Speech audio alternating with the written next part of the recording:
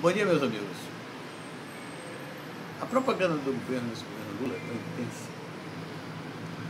e ele não tem vergonha nenhuma de exagerar em tudo aquilo que eles falam. Haja visto agora que o Brasil passou em PIB a economia inglesa. Isso, na realidade, como nós vamos ver, isso não significa muita coisa, não. Olha o tamanho do Brasil, olha a população do Brasil e compara com outros países para ver o que acontece. Então, em função disso, eu resolvi fazer uma análise do crescimento da economia brasileira no período, ou na era Lula, ou seja, de 2003 a 2010. E nós vamos perceber, conforme a análise, que a conclusão final disso é que não estaremos exagerando em dizer que a era Lula foi uma era perdida de oportunidades em relação ao crescimento e ao desenvolvimento econômico. O Brasil hoje está, em relação ao crescimento, com uma taxa declinante de crescimento. Primeiramente será ultrapassado pela Índia nos próximos anos, depois pela Rússia nos próximos anos.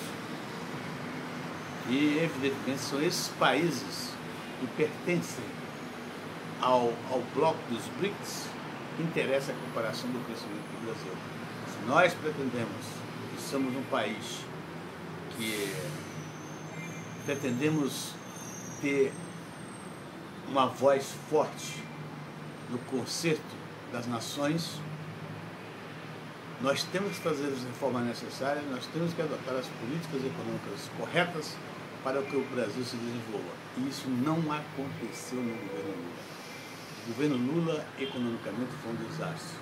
Além disso, nós sabemos que, pior ainda do que isso, foi o seu lado ético, o lado da corrupção. É um legado que vai deixar marcas profundas na economia brasileira, a ser debelada, e levará muito tempo para que isso aconteça. Quero desejar a vocês todos um próspero ano novo. Gostaria de dizer que o ano novo estivéssemos esperando grandes coisas para o Brasil, mas na realidade a economia brasileira não deve crescer muito. Não deve crescer nem a média do governo Lula, seja os 4%. Segundo a Dilma, vai acelerar o Brasil. Um crescimento previsto por ela em 3,7%. Ora, a Rússia está crescendo, a China está crescendo a 10%, a Índia está crescendo a 9%. A gente considerar 3,7%, uma aceleração da economia brasileira, significa que nós estamos já nos acostumando a ter um crescimento pequeno. E isso não é para o Brasil. O Brasil é um país grande, um país gigante. Precisamos ir para frente, precisamos crescer muito mais do que isso. Basta ter competência para tal. Boa noite para vocês todos e para nós. Um grande abraço.